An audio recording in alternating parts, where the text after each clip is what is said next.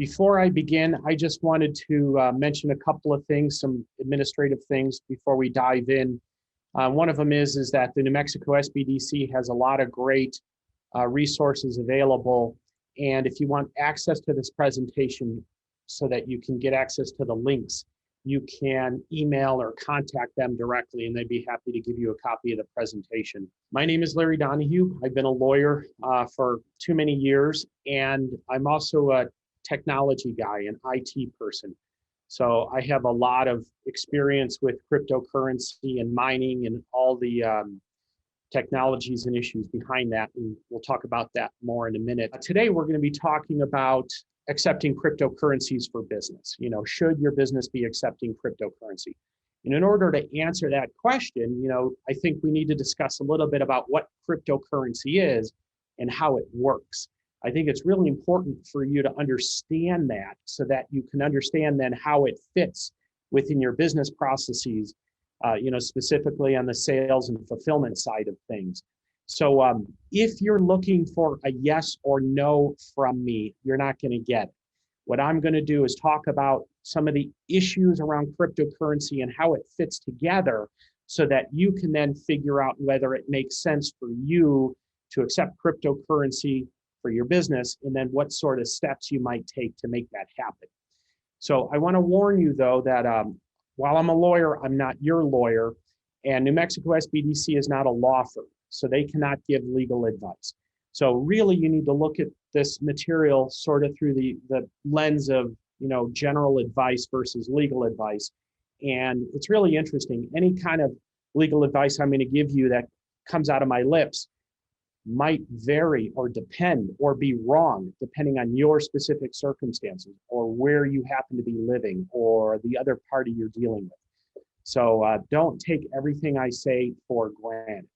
With that said, let's talk about cryptocurrency. And I got to tell you, this was really a hard, probably one of the hardest webinars I've had to do, only because there are so many rabbit holes here. The question becomes, how deep should we go? How technical should we assume the viewer is? So at the end of the day, my decision was, we're going to approach this from a business standpoint, trying to understand whether and then how to accept cryptocurrencies as a form of payment for products or services. And I want to apologize ahead of time to, cryptocurrency advocates out there, technologists, IT folks who will have a better and deeper understanding about cryptocurrency than what I'm about to talk about. And I just want to say the reason I'm doing that is I'm trying to create a presentation that could be understandable to the masses. So if you are really trying to have a deep dive into the technical aspects of cryptocurrency, this is not it. We're going to be talking about the business issues. With that said, though, let's begin. The first thing is, what is cryptocurrency? And I bet most people know what this is. That cryptocurrency, such as Bitcoin, they've heard of it. It's a digital or virtual currency that's created, maintained, and transferred using cryptography. And cryptography is, secure or encrypted information. And it's really interesting. When I was fine-tuning my presentation yesterday, as of June 20th, there were almost 11,000 different types of cryptocurrencies available. Bitcoin being the 800-pound gorilla in the space. However, there's many others. Bitcoin in particular equates to about 45%, just under 45% of an otherwise $1.48 trillion market capital or capitalization business. Now it's gone down a little bit today because there's been a dip in the marketplace, but I expect there's going to be further dips and further increases, but it just gives you a general scale of the size of this marketplace. When I first started playing around with cryptocurrency, it was way back in around 2013 or so, and the market cap was ridiculously small. And when I owned a bunch of Bitcoin at the time, and it went up to the crazy price of $600 per Bitcoin. I couldn't believe $600 per, Bitcoin, which was just a virtual, mark on a digital ledger. We're going to talk about that a little bit more. So I couldn't believe it was $600. So I cashed out back then. And of course, I was an idiot, right? I shouldn't have done that. I should have held on to, even now, today's prices have been ridiculous. But anywho, that's the big thing with, people who have a lot of money and sometimes people who don't. It's making the right timing decisions. And I did not make the right timing decision on that. But what's interesting is that, there are a lot of cryptocurrencies, and it's not just Bitcoin. Interestingly enough, Bitcoin, at least for me, the lawyer, the technologist, isn't that interesting.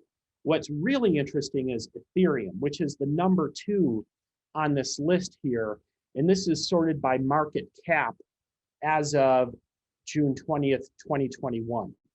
And Ethereum at the time, I'm sure it's dipped a little bit because of the recent market adjustment this morning, but is roughly, $250 million. And Ethereum is really interesting to me because it's not just simply a digital asset. It provides what's called, you'll hear language about like Web 3.0. It provides some level of sort of anonymous and digital contracts, interestingly enough. And it's Ethereum that's enabling the NFTs and other technologies you're reading about recently. And I think Ethereum is going to enable a lot of other interesting capability over the next few years. And so that's really what's interesting to me. But as you can see in this list, all kinds of other coins, and this goes on for many, many pages. Like I said, there's roughly almost 13,000 coins.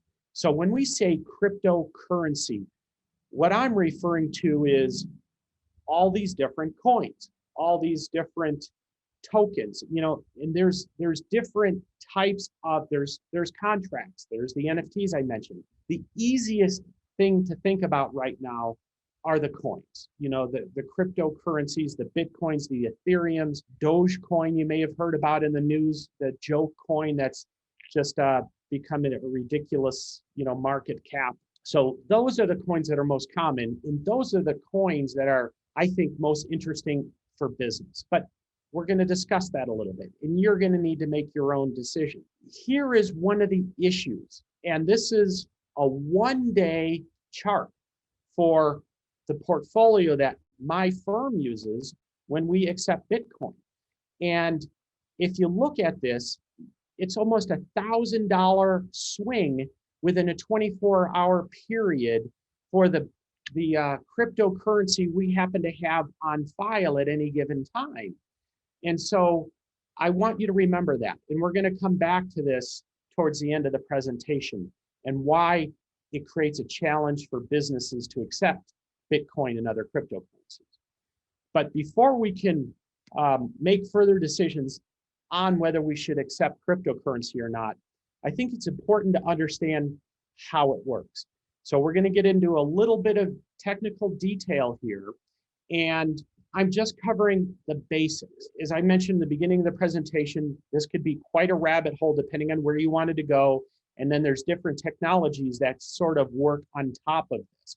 But this is the basics, and I think it'll give you a rough, good understanding of how cryptocurrency, Bitcoin, Ethereum work in general, at least at a very high level. And it'll help you better understand how it impacts your business if you're going to accept cryptocurrency. The little icon you see on the left with a B, with the almost looks like a B dollar sign instead of the typical S, you have a B. That is the logo for Bitcoin that you will see everywhere. So what I'm trying to show you here is this is a Bitcoin general ledger. So what is Bitcoin? Well, Bitcoin, at the end of the day, is a public general ledger that you could follow transactions. So you could see that the beginning of time for Bitcoin, there was some initial coin or Bitcoins. BTC is the abbreviation. I will use BTC for now on. BTC was put in the ledger. There were some BTC available. Who owned it? That's in the ledger as well. And then what happened? The initial owner or owners then transferred BTC to others. And so all of that is reflected in the public general ledger. And what's interesting about that is what's to prevent Larry Donahue, the lawyer, from claiming, I own 1,000 BTC right now? The answer is the general ledger. I have to have what's called a public address. That public address I have access to. And if anybody wants to, quote unquote, send me Bitcoin, they will then have to use my public address to encrypt a certain amount of Bitcoin that only I can decrypt, but it's all in the general ledger. So if I want to claim I have 1,000 Bitcoin, I have to show or prove what public address that is. And then, of course, I have to have access to it through my private key. Otherwise, I'm just a joker blowing smoke in the wind, and it doesn't matter what I claim. It doesn't matter because it's not in the general ledger. So how does that really work? Let's apply it here to, sort of let's put more meat on the bones here. So the first thing you need to know is that who controls the general ledger? The answer is miners. You may have heard this term before, but it's basically computers on the internet that is running a certain type of software, and I'm representing that certain type of software with the cloud. I'm going to show you some other examples of other cryptocurrencies, and they're going to have a different shape. And I'm trying to suggest that it's certain types of software that have to be run by certain types of computers in order to validate and manage the general ledger. And if the miner agrees with a transaction, it will put it in the general ledger. It is the miners that maintain and validate the general ledger. Anybody has access to it, but if a miner doesn't put entries on the general ledger, it doesn't exist. The digital miners are what's important here, because they will then validate and verify transactions, and they will build on the public general ledger that's available that defines who owns Bitcoin and what the transactions look like. Let's have a hypothetical transaction here. We have the lady on the top wanting to send Bitcoin to the individual on the bottom. How does that work? Well, we got to start with the guy on the bottom. And the reason for that is he needs to share his public key with her so that she can then use her software that she is running on her computer to encrypt the funds she wants to send using his public key. It's a public-private key mechanism. Anybody has access to the public keys, and you can encrypt information with a public key, but only the individual with the private key can decrypt it. But you have to use the miners to control all of this. So the miners will help verify the transaction based on the public and private keys. So the miners are an indispensable part of the transaction here. He shares his public key. She uses her private key to access her BTC that she has available in her wallet, which is a piece of software that is running on her computer. And then she encrypts the specific amount of Bitcoin using the public key that he has provided. And the miners do all the encrypting and decrypting and all the hard work associated with validating the transaction and putting it in the public general ledger. Now, do you think the digital miners do that for free? Of course not. They charge. If the guy number one wanted 100 Bitcoin, the gal number two is going to have to send a little more than 100 Bitcoin for the miners to process the transaction. And guess what? It isn't a set fee. So you could try and pass a, do a sneaky one and say, I'm not going to pay any fee at all. And guess what? Miners just aren't going to pick it up. Miners aren't going to do it. And the transaction will just sit there pending forever. What happens if you do a huge transaction fee? The miners are going to pick it up immediately and process it. And so it's a really interesting mechanism here where the miners are going to prioritize which transactions they validate first based on maximizing their revenue or their income associated with the transaction fees. And so you can get yourself into trouble, and I've done that myself, where I'm not exactly sure how much of a transaction fee I'm supposed to include in transaction, and then I underdo it for some reason, and then the transaction just doesn't get picked up by the miners because I didn't put in enough transaction fee for the transaction.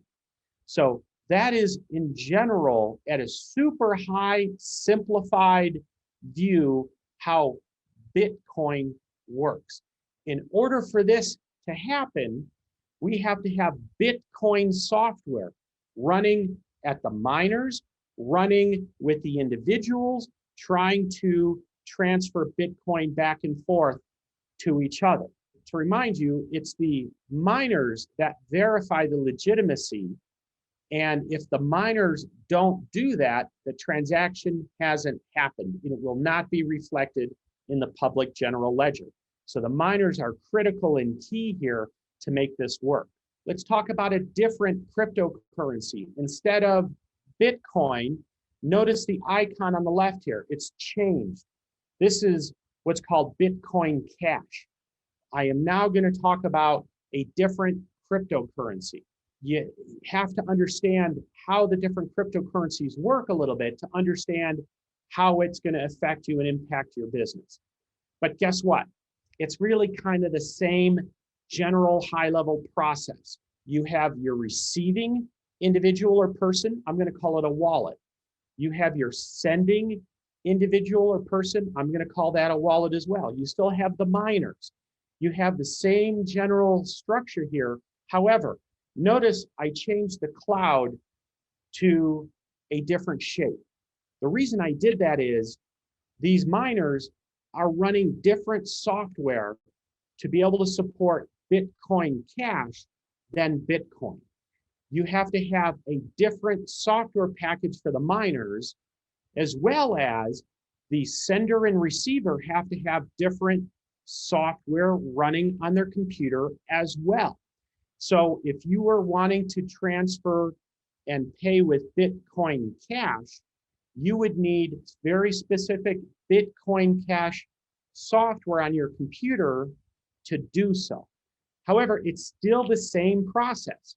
Number one, the person receiving needs to broadcast or make available their public key so that, number two, the person wanting to send them Bitcoin Cash can type in their address, public key, which would then get transferred funds to him.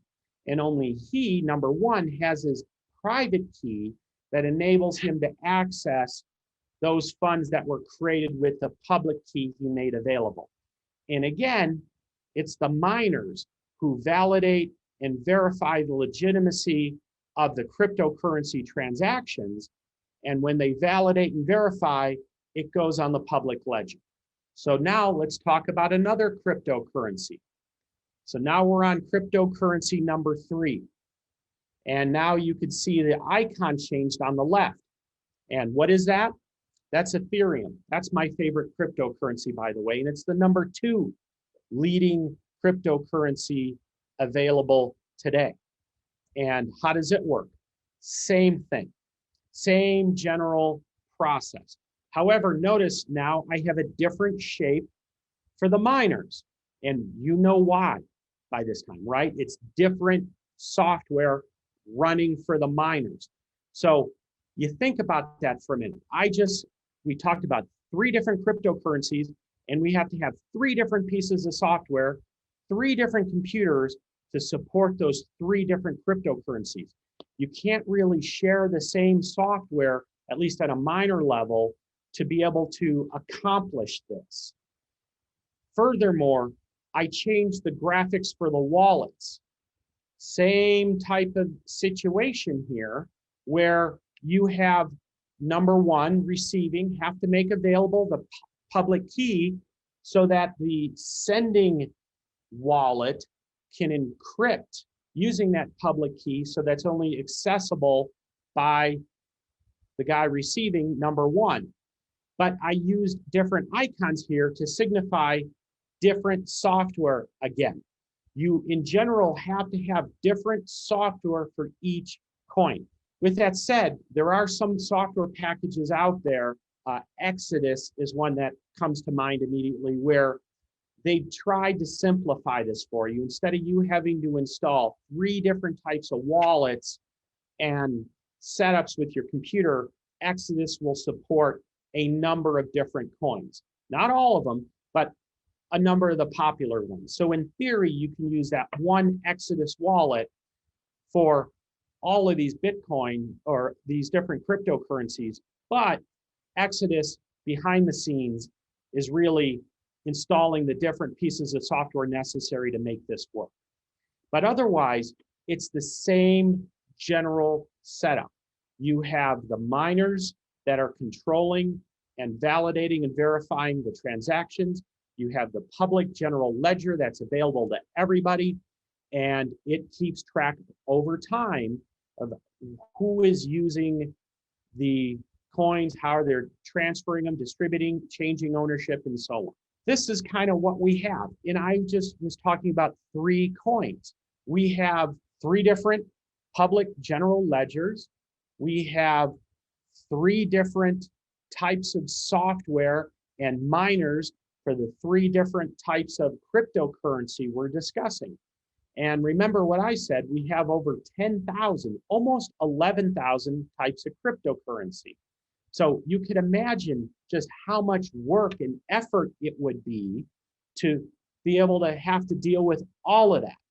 So that is one issue factoring in here in terms of what and how to accept cryptocurrency.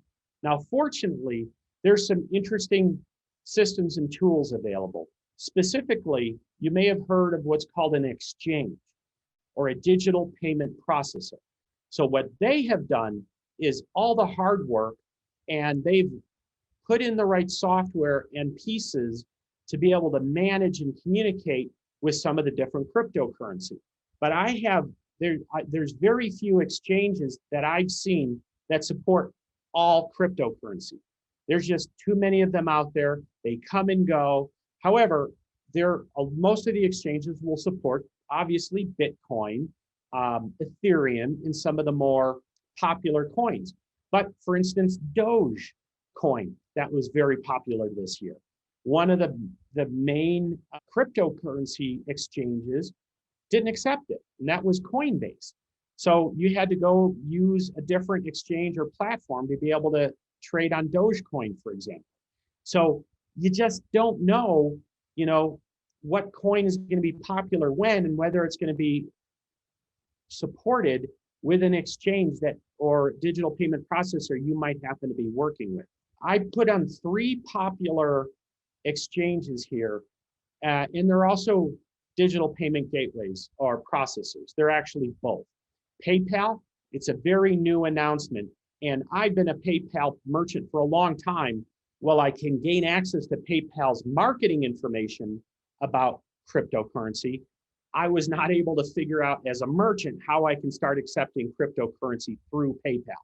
So I don't know if that's just I haven't upgraded my account properly, or whether PayPal hasn't fully rolled it out yet, but it's new. On the flip side with PayPal, I think they're gonna make things really easy for people who don't necessarily understand all the technology and the issues behind cryptocurrency.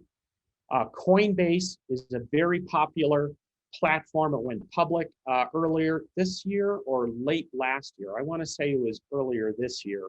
In exchange primarily, but they're coming out with merchant account tools that will allow you to integrate them into your business practices.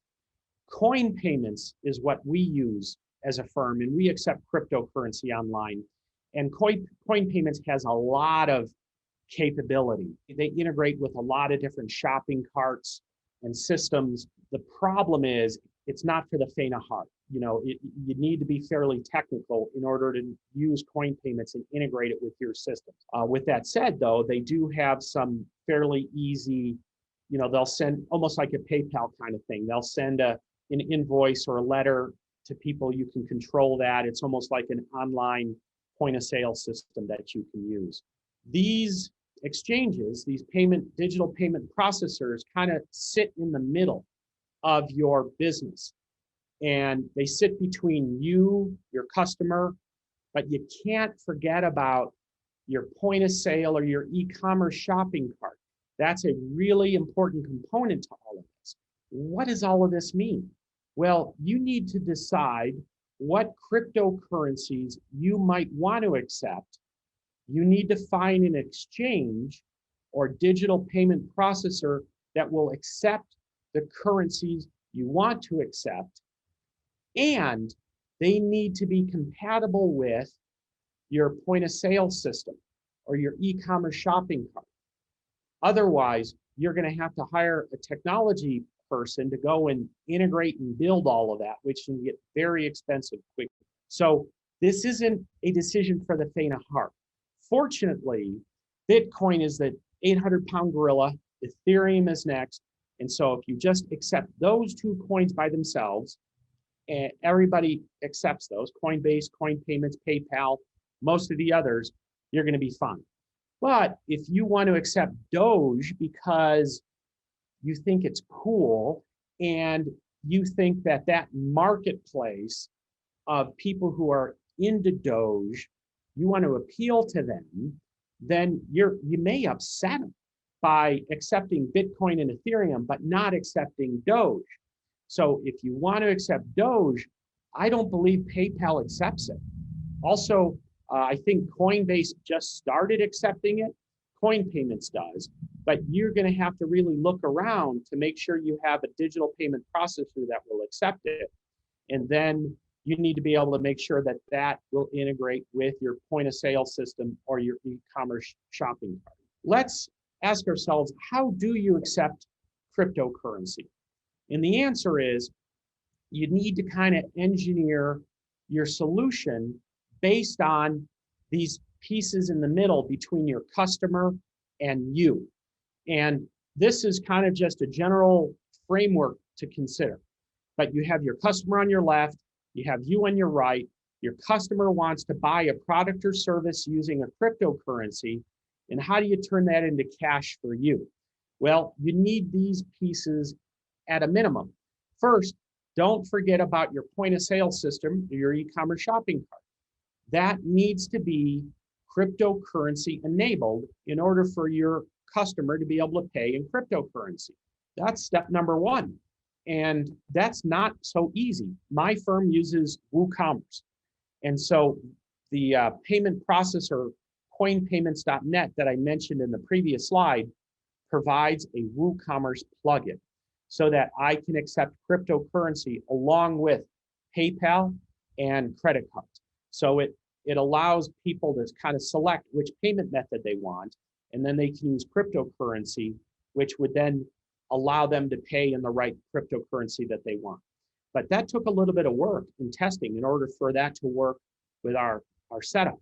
Now, coinpayments.net then represents the middle icon here, the exchange or digital payment processor. So when somebody pays in cryptocurrency, remember I talked about wallets when you had people sending and receiving different types of cryptocurrency. Well, the digital payment processor has to have a wallet, a type of software for each type of cryptocurrency that we might accept. And so when somebody pays us in a cryptocurrency, then it needs to go into the right wallet that we own and is maintained by our payment processor in the middle. Now, that's not the end of this analysis though, right? Because if somebody paid me in Bitcoin and I had a e-commerce shopping cart capable of accepting Bitcoin, that then gets put into my wallet for Bitcoin maintained by the digital payment processor. That's still not cash, is it? So somehow I need to convert that Bitcoin into cash. and then send it to my bank. So there is a new process that isn't part of our standard operating procedures. It's to go and look at the various wallets, see what different cryptocurrency is there, and then exchange it for dollars and send it to the bank. Once it's in the bank, then it's available for me to use it for payroll or rent. But right now, today, I can't pay payroll in Bitcoin. I can't pay my rent in Bitcoin. So I need to convert it to dollars. But there are some really interesting challenges here that you need to understand. The first one is the IRS has said, when I convert that Bitcoin to anything else, so if I convert one type of cryptocurrency to another, or I convert any kind of cryptocurrency to dollars, that is a taxable event. Now, remember the second or third slide I showed you about the volatility of the cryptocurrencies? They go up and down very quickly within a 24-hour period. So the problem here is, problem number one is when I convert my cryptocurrency to dollars, I now have a taxable event based on what the exchange rate is. So if, for whatever reason, Bitcoin value for the dollar hasn't changed at all when I convert, then I have no tax liability at all. But if Bitcoin has gone up a little bit between when somebody purchased and when I did a convert to dollars, now I have a tax liability associated with the change in the Bitcoin value between the sale date and time and the conversion date and time. And let's not forget, when our customer buys something, a product or a service, we're still using dollars, aren't we? Almost always. Very rarely does a small business say, this product is 1/100th of a Bitcoin. We don't think like that. We say this product cost $100. Now, if you want to pay in euros or pesos or Bitcoin, we're going to do a conversion. So we're going to say how much Bitcoin to pay to equate to the $100 sale. But that's really an interesting problem, right? Because we have to be able to convert immediately dollars to Bitcoin at the point of sale. And now we have that Bitcoin, and now we're going to convert it back to dollars at some point in the future. It could be minutes, hours, days, but because of the volatility of Bitcoin, it's very likely the price of Bitcoin is going to change between when I made the sale and then when I convert it. And so I got to keep track of all of that, and I got to potentially pay taxes on all of that. The second issue here is your accounting or financial system. Seems like most small businesses use QuickBooks, but this applies to any accounting software you might use. You know, Peachtree, Elite, Xero, they all have the same problem. And the problem number one is, do they support cryptocurrencies? As of this date and time, it's my understanding that none of them do, although I know there's been some discussion about it. What does support cryptocurrencies mean? Well, where does the data go? When do you put data into your accounting system?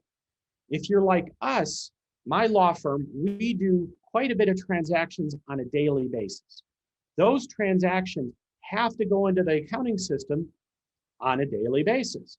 So we are taking data from our e-commerce system, converting it, and putting it into QuickBooks. That is a problem for us, isn't it? Because if somebody pays in a cryptocurrency, that cryptocurrency is the denomination we're using for the sale, not dollars. Bitcoin, in my example here, or another cryptocurrency. So how do we account for that properly when it goes into QuickBooks? Now, one way to do it is to say, well, when we made the sale, we knew the exchange rate between Bitcoin and dollars was this. So when we put everything into QuickBooks, we're not going to tell QuickBooks about Bitcoin at all. We're going to tell it about dollars using the conversion process. And so we have to write special software to do that. But if we do it that way, note that Bitcoin goes to the exchange where we do the conversion to dollars. So that number isn't going to be the same as what we told QuickBooks because we put our data in back at the e-commerce shopping cart level versus the exchange level. So there's going to be a disagreement between what our shopping cart says and what the bank says. And so we have to monitor that and manage that very carefully. Vice versa, you don't have to do it that way. You can put data in at the conversion level. However, you have to take into account you did a conversion and what is your tax liability there, and you got to keep track of that some other way. So either way, this is a little problematic for most small businesses, and you have to engineer this before you dive in and you just start accepting cryptocurrencies, or you're going to create a really big headache for yourself. The other issue you need to be aware of is the conversion information needs to go into QuickBooks as well. And it has not been my experience that any of the exchanges or the digital payment processors have great data that's importable into QuickBooks. It's been difficult for us. And specifically, we have a lot of different transactions and they tie to various customers and order numbers. And so getting that data through so that we can tie transactions and conversions and dollars and Bitcoin amounts to the right order and customer is difficult. It's been taking some very specific programs we've had to write in order for this to work for us. So that is something that you have to keep in mind when you're thinking about accepting Bitcoin and how that's going to work on the back end for you. This brings us to the big question, should you accept cryptocurrency or not? And the answer for me is, it depends on your business. It depends on what you need for your business. So let's talk about what are the arguments for acceptance of Bitcoin. Well, one is, there's a large and growing marketplace of cryptocurrency customers. And so is that a market that you can tap into and appeal to? Because I don't have a lot of data to prove this. This is just anecdotally, but it appears that cryptocurrency users tend to choose merchants who accept cryptocurrency over those who don't. And we've seen that happen quite frequently, actually. And there's, within the market of cryptocurrency users in general, there are subcategories of different people who favor different types of coins. Doge, Ethereum, Bitcoin, Bitcoin Cash, others. And so ZEC or Zcash is one actually we're getting a lot of. It's not just appealing to the cryptocurrency folks in general, but specific cryptocurrencies. And if you think there's a market there, and if you think you can appeal to those folks, then it may be something that you should consider and accept cryptocurrency for. The other thing is, just in general, accepting cryptocurrency is going to help move the cryptocurrency market forward. I think it's in everybody's interest to help the market mature and move forward. And the way to do that is to get more businesses accepting cryptocurrency. So that is, some of the arguments on the reasons why you should accept cryptocurrency. The problem is there's some pretty significant arguments against accepting cryptocurrency. And before I jump into these, I want to tell you I'm very much pro cryptocurrency. I am a miner myself. I've been involved in cryptocurrency for years. We accept cryptocurrency. I'm not trying to attack cryptocurrency or the marketplace. I'm just trying to make sure small businesses have an understanding of what the issues are before you jump in with both feet. You need to think through these issues. And frankly, I think the cryptocurrency world has more work to do in order to gain more acceptance. With that said, here are some of the arguments against accepting cryptocurrency. One, Most point of sale systems don't accept it. So, if you're a restaurant and you're using a restaurant-based point of sale system, how are you going to accept cryptocurrency if your point of sale system doesn't accept it? Are you going to have two different point of sale systems? Are you going to abandon the one you're using for an esoteric one that may accept cryptocurrency? I mean, this is a big issue here. And then if you are an e-commerce company and you accept sales over the internet, you have an e-commerce shopping cart. And so you have to then integrate the digital capability to accept cryptocurrency into your shopping cart. And guess what? Not all shopping carts accept cryptocurrency. Not all digital exchanges that provide software to accept cryptocurrency will work with shopping carts. So you're going to have to really investigate that. And what you don't want are two shopping carts on your website. That's not going to work. You need to have one shopping cart that supports all the payment methods. And the more payment methods you have, arguably, the easier it is to do business with you and the more of an appeal that you might have for selling your products or services. Another argument against this is the accounting nightmare. And I mentioned the issue with QuickBooks. It doesn't have an ability to track cryptocurrency. So that means you're going to have the right reports and processes prior to putting your data into QuickBooks to be able to appropriately keep track of everything. And for me, the lawyer, we have very specific legal rules for us lawyers on taking money from people. Specifically, that money needs to go into a trust account. I can't put cryptocurrency in a trust account. I can only put dollars in a trust account. So I have to convert and I have to keep track of the conversions. And guess what? If I convert and the value of cryptocurrency is dropped between when we were paid and when the money gets moved into the trust account, I have to cough that up. And not only that, if cryptocurrency goes up in value, I don't get to keep that. I got to put that in trust as well. So I kind of get hit both ways there, but that's just because of my specific licensing rules as an attorney. Other lawyers, you're going to have the same issue. Other businesses, even licensed professionals, probably not, unless maybe you're in banking or doing something as a financial advisor. That's a whole nother ballgame that we're not going to get into.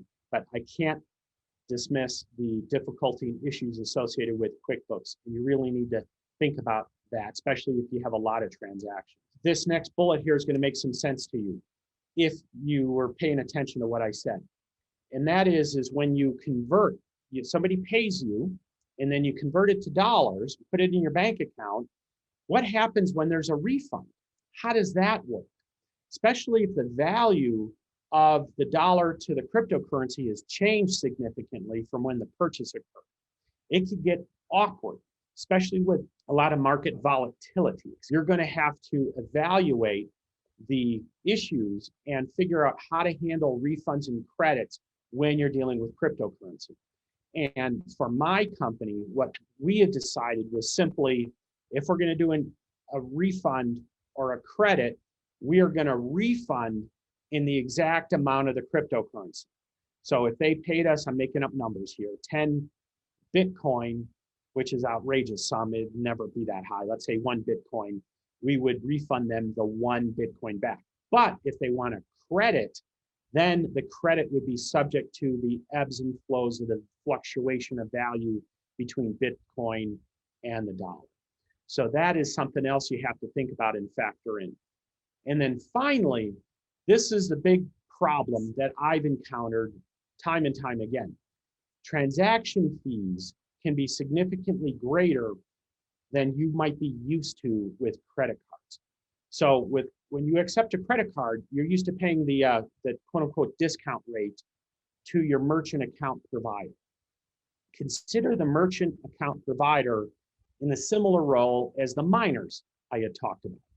So transaction fees can be fairly high and fairly significant depending on the type of coin, depending on the marketplace circumstances, and just seems like random factors. And I've seen, for example, Ethereum transactions, just to transfer some Ethereum from person A to us to pay for a service, the transaction fees have been as high as $30 or more, which is, I think, outrageous when you consider the credit card discount rates. Now, to be fair to cryptocurrency, it's getting better and it's becoming more predictable, but it still fluctuates and it's still expensive. And that could be a big problem, especially when you think about, you don't just pay one time, you pay twice, maybe three times. What do I mean by that? Well, there's a payment from the customer to you. Then there's if you convert, right? You take your Bitcoin and convert it to a dollar. Well, an exchange is going to do that, and they don't do that for free. They also want their, pound of flesh, so to speak. They want their transaction fees. So you're going to pay transaction fees there. And then finally, some exchanges are going to charge you a fee to transfer money to your bank. So that could be a third hit on a transaction fee. And that stuff adds up over time. So if you're running a very low margin business, cryptocurrency may not be the right thing for you now, or you need to operate in cryptocurrency and not be converting and transferring often, and minimize that so that you don't have as much overhead associated with all the transactions. Should you accept cryptocurrency or should you not? Hard to give a yes/no answer from my position. You have to evaluate these issues and the complexity of your business and your POS system, your point of sale system, and your shopping cart to determine whether it's fairly straightforward or not. And if it's not straightforward, do you guys have the technical capability in-house to make it happen? And then you have the same issue on the accounting side. So you really got to analyze these pieces, in my opinion, before you can make this decision. But then once you do, you go to one of the exchanges and you implement and integrate the technologies, get the reports that you need, and run some test cases, and then it could be a very rewarding thing for you once you have all the pieces. Do you have any predictions? And I know I'm talking to an attorney, so I understand, but do you see this as becoming more mainstream for small businesses to explore? I know there's a lot of stuff that comes out on the news. A lot of people are interested in it, but what do you see this industry in the next year to 5 years? Is it something worth exploring, or is this something that small businesses basically should stay away from at this point? I know you said yes or no, it depends and all that, but any predictions? Well, yeah, I think it's going to continue to evolve and improve and become more relevant for small business. Absolutely. And I'll give you a couple of quick examples. And as I was listening to you talk, I just thought of another advantage to cryptocurrency that I should have put on my slide. And that is, you can't do a chargeback. Once people pay, there's no way to do a chargeback. So for some businesses, that's, advantageous. But cryptocurrency, when you looked at just Bitcoin, it really was just, it was almost like packets of rice, or even worse than that, slips of paper. It's not a real thing. It doesn't do anything other than just keep track of this virtual thing called a Bitcoin. That's changed, however. There's a whole new set of technology where the cryptocurrency is moving based on the fundamental technology of cryptography. And what we're talking about is, you can Google this, it's called Web 3.0, and it involves smart contracts, digital contracts, where you can contract with somebody else in an anonymous, public way and derive value or services or products. And NFTs are an example of this that have just recently exploded. And I think NFTs, paying $1 million for a digital image, I'm struggling with that myself personally.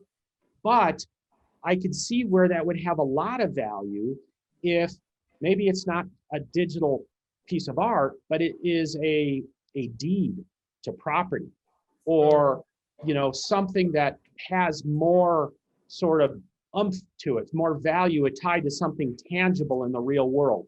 And so I do see smart contracts, digital contracts going to become more and more important. And I think, we're going to see, for instance, a lot of products and services we provide as small businesses rely on other vendors. For instance, some people use Amazon for not just selling, but fulfillment. And you can imagine where Amazon would adopt digital contracts. So all of this, the payment mechanisms, as well as what is specifically being ordered and requested of Amazon, is all handled through digital processes. And I do see that for the future for us. And so as a product, or as a merchant selling products or services, we may be using digital contracts and services, engaging with others using this kind of technology. So this isn't going away. So we had talked about, and the big topic right now is cybersecurity. So do you see any advantages to cryptocurrency over other forms of, you're talking about digital contracts and so forth. Do you see advantages as it relates to cybersecurity?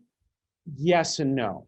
If you know what you're doing and you have the technical ability to know how to, for instance, archive your wallet, then yes, digital currencies, cryptocurrencies can potentially be much more secure than other forms of payment or cash.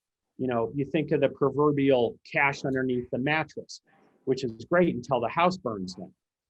The digital currencies provide a lot more security, but the laws haven't caught up. So if your credit card gets hacked, you have statutory provisions to protect you from that. You can issue the chargeback. It's called contingent liability, 6 months. So you have up to 6 months to protect yourself against illegal transactions using your credit card. You don't have that level of protection in the crypto world. So if you don't have the ability to maintain security, you don't have the ability to keep your software up to the latest and greatest and make offline archives of your information, your wallets, then cryptocurrency is only going to be as strong as you are in your ability to support your security. So it's a double-edged sword here, interestingly.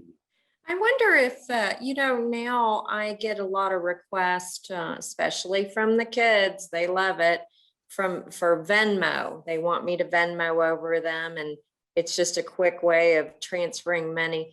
Do you see something like these different ways that people have of transferring money and stuff to really embrace something like a Bitcoin on that platform? Oh yeah, I've heard of talk of Venmo supporting certain types of cryptocurrencies. I don't know where it's at right now, but there are other digital wallets like that that'll run on a mobile device or iPhone and or an Android, where you can pass around Dogecoin and other forms of digital payments just as easy as you can with Venmo.